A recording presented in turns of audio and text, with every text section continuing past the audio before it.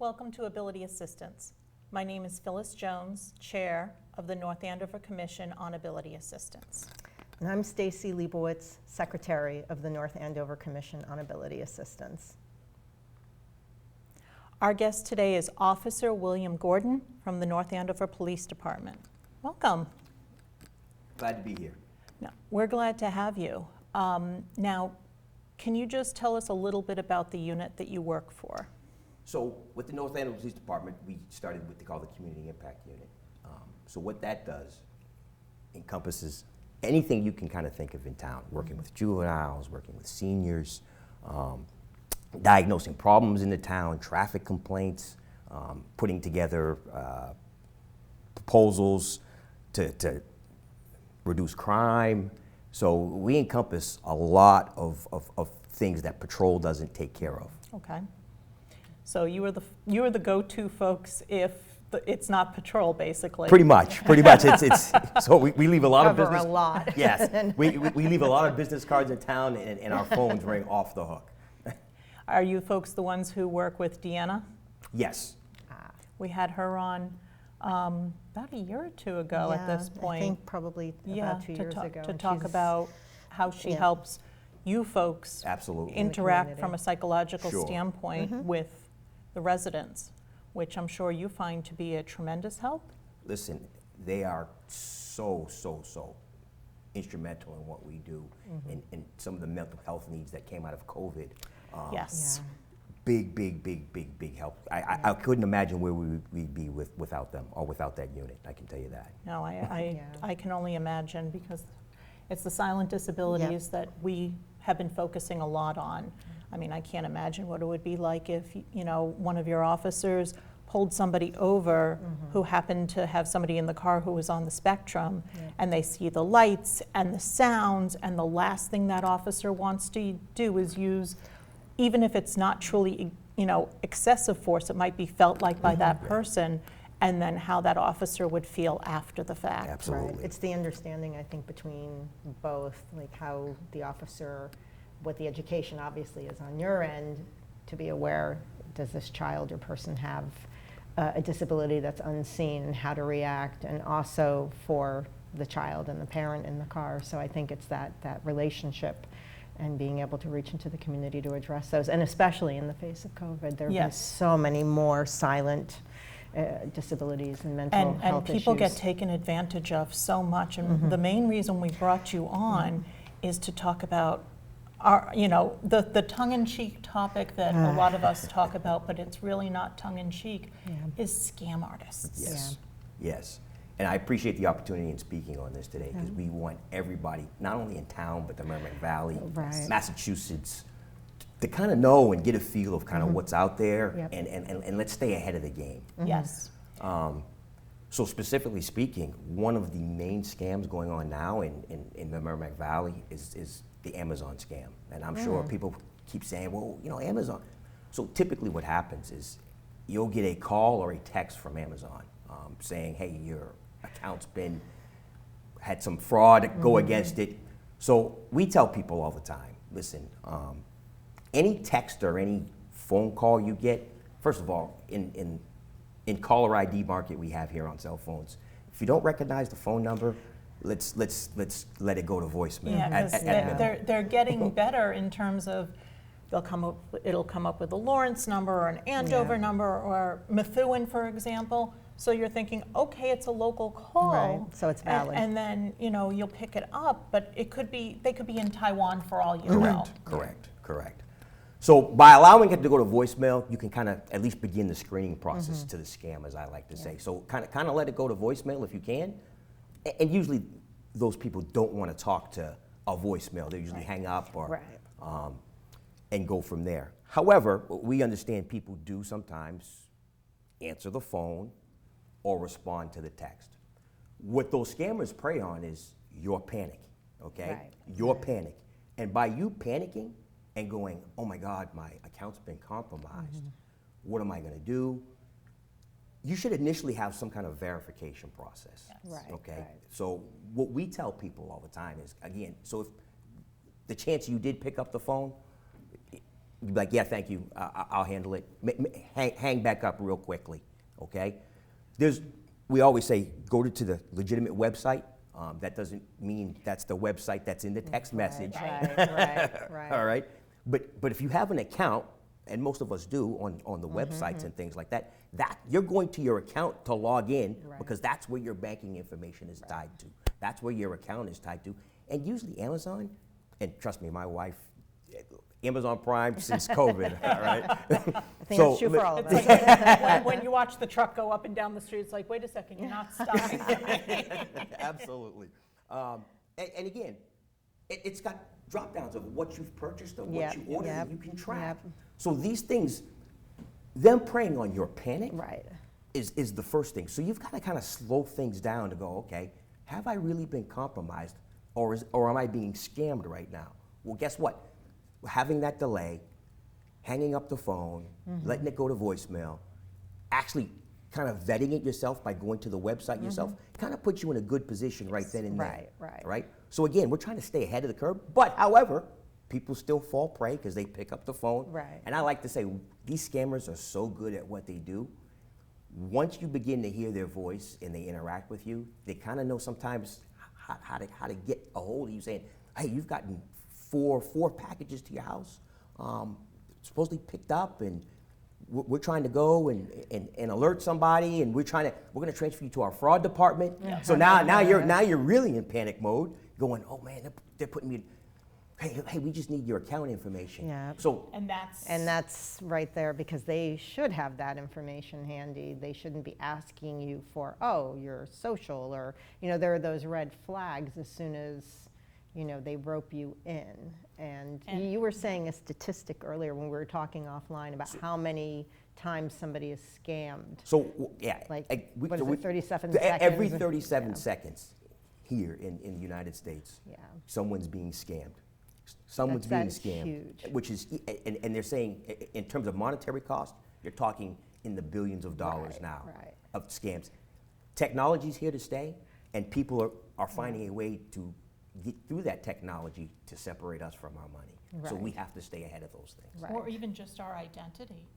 Well, see, that's another point that kind of ties hand in hand with the scams. So I can say this, and the reason, at least why I'm kind of well-versed on it, I was part of the VA data breach where they actually got my email back in 2014. In 2015, I was actually still with the federal government at that point in time, just before I came into North Andover. So OPM had a scandal where I was data breached again. Now they got my name and date of birth. In 2023, my mortgage company was breached. So my goodness. So fortunately for me, my name, date of birth, and social security number are out there. So scams actually lead to identity theft. So what are the ways we can prevent that? So now here I am telling you, I've been breached 3 times, and my information is out there. So one of the good things was they provided me free credit monitoring for the rest of my life, because again, being what it was, so I had to take advantage of those opportunities. Of course. But with that being said, there's also some things that I needed to do to help my system. So I tell people all the time that are victims of identity theft, first thing you want to do is put a fraud alert. There's a difference between a fraud alert and a credit freeze. How do you do a fraud alert? So fraud alert, typically you call one of the big 3 like the credit bureau? Yeah, credit bureaus. Equifax. Equifax, TransUnion, and Experian. I tell you to call all 3. To be honest with you. Because they all have different information, right? So what that does, and what a fraud alert does, it says basically anybody that has a new inquiry for a line of credit, they have to basically verify with you. That's what they're supposed to do. They're supposed to verify with you. So I have AT&T, and AT&T just had a huge data leak. So then I should probably contact all 3 credit bureaus and put a fraud alert. Fraud alert, correct. That's really good to know. Yes. So credit freeze actually takes it one step further. Credit freeze typically requires a police report, so you can get a simple police report saying, hey, we had a data breach, I want to take care of my information, sure, we'll put that down for you. Put a few lines down on a police report, you get it, you take it. With a credit freeze, little more extensive, but what happens is anybody applying for a new line of credit, if you are traveling, any alert, there's so many different things nowadays. And I'm kind of leery to give this, but there's so many notifications people get. Most people get notifications of banking going, hey, guess what? Right. I went to the grocery store, I did this, I did that. With the credit freeze, they're basically saying, all right, well, did you really spend that? Right. So with a credit freeze, you're basically telling the company, whether it's Visa or American Express or your bank, all right, yeah, I'm in North Andover today, and I'm gonna be shopping in North Andover today. So any transaction that goes in North Andover today is me. So they kind of unlock it for that period, and then after that, they kind of relock it back down, if that makes sense to you. Right. So a credit freeze, though, is very, very, very, very hard on your lifestyle, but sometimes in a situation, especially like mine, where I've already Yes. been, it's necessary, because guess what? Right. I can't have the bad guy getting a mortgage in California on me, Right. or in China, or trying to do something.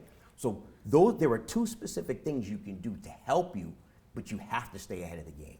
So part of why we wanted to have you on to discuss this, because we focus a lot on disabilities, invisible disabilities. You deal with the elderly who may be compromised. Yep. And because you deal with also, I mean, it can happen to anybody, obviously, but when you're dealing with more compromised Individuals, populations, yes. how do you address that with the community? What is the support around that? So again, it's tough, because the older generation was used to a certain way, Yes, so yes. was I.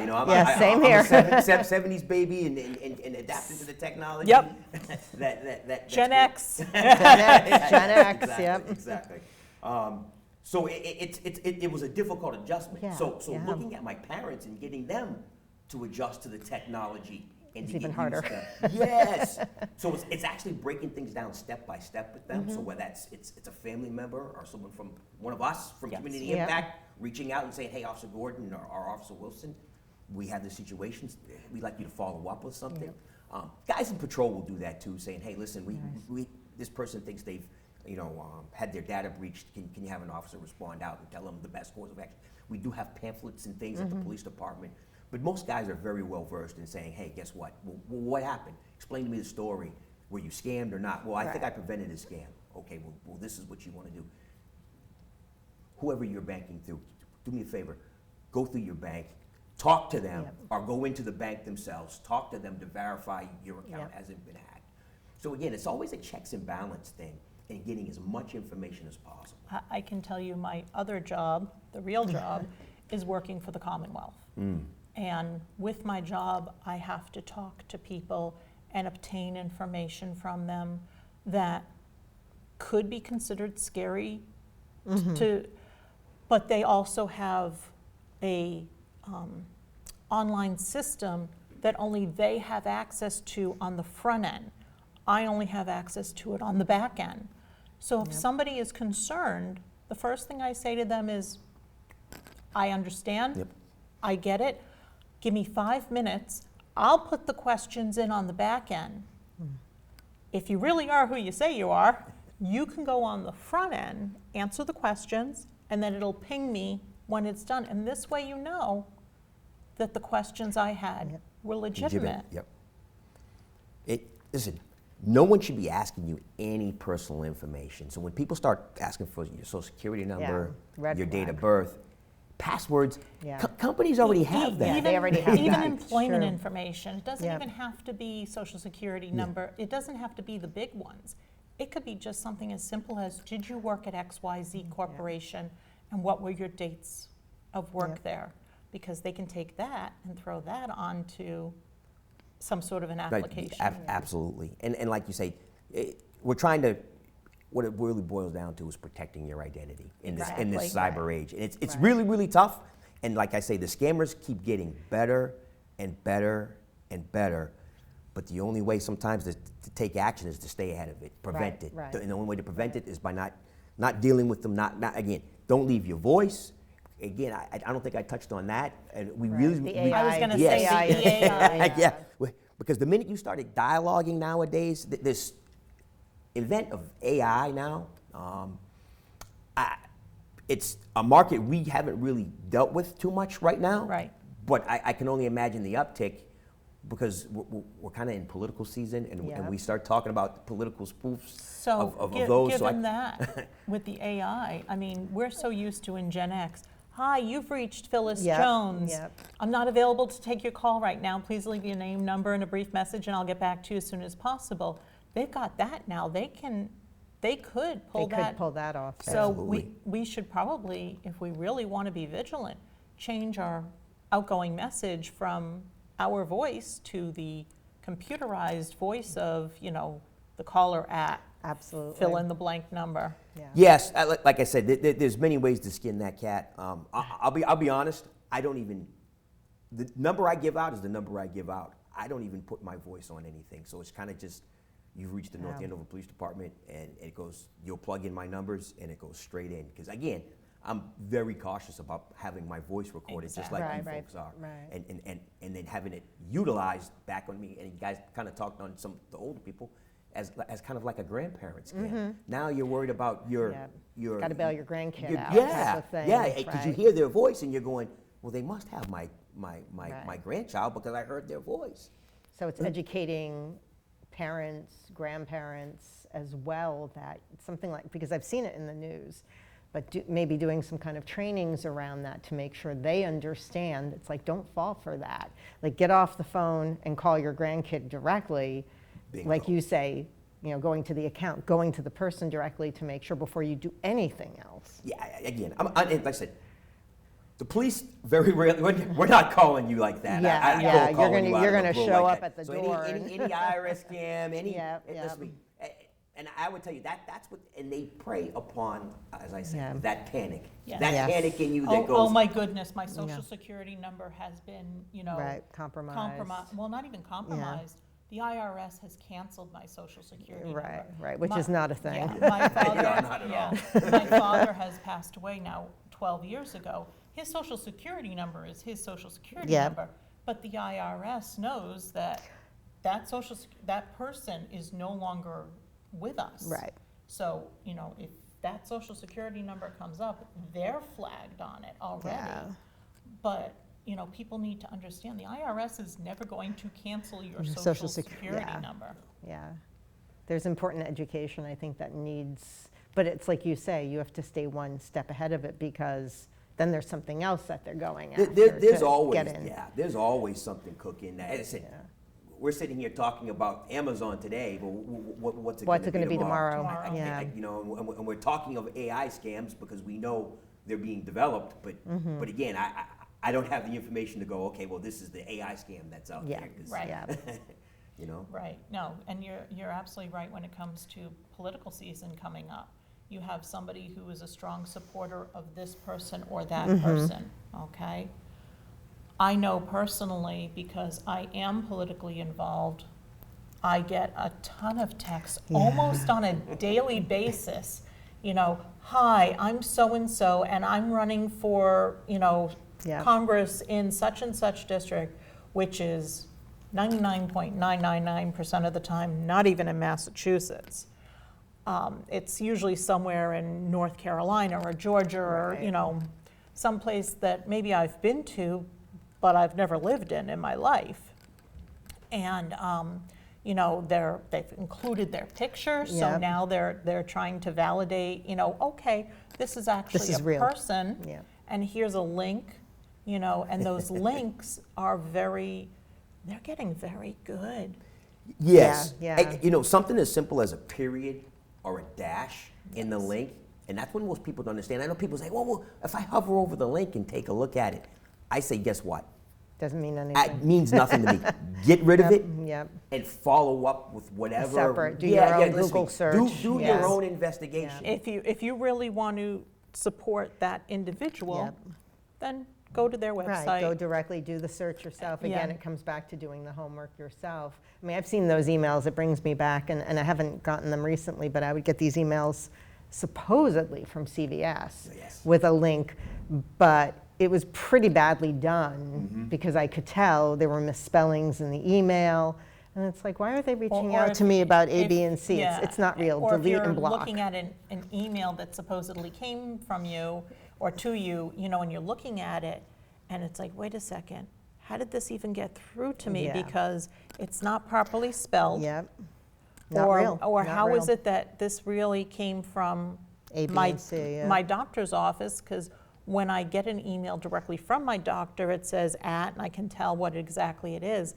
But, then the slashes. Yes. The Yeah. 15 million different. Yeah. And again, that's a good way to look at it. But again, it all goes back to the default. Yeah. If you weren't expecting the email, if you weren't expecting Just the ignore text, Yep. ignore And follow it. up for your doctor's office. So, Exactly. Yeah. Before you do anything, just follow up with the original source. And if they're like, no, we didn't send anything, delete and block. It's spam. It's And bad. that's the other thing, how do people report these numbers if they're coming in on their cell Yeah, phones? that's a good question. How do they keep them from happening to their email? So typically, email's hard. You can block and report to whoever your service provider is. They usually have some kind of link. Yep.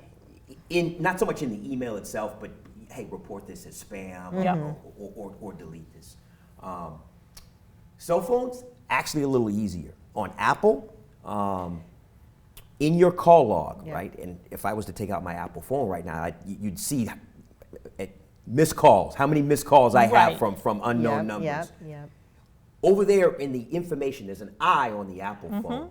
If you click that I, it actually has a menu that kind of drops down. At that the says, bottom. It Yeah, says you can block, block it. delete, Yeah. report.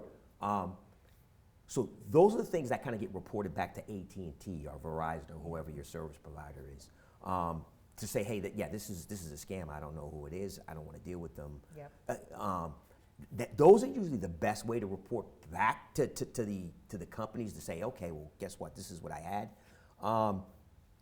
With us, you can always come in and tell us, like you say, hey, I got this unknown number, but we're going to kind of refer you right back to the phone provider.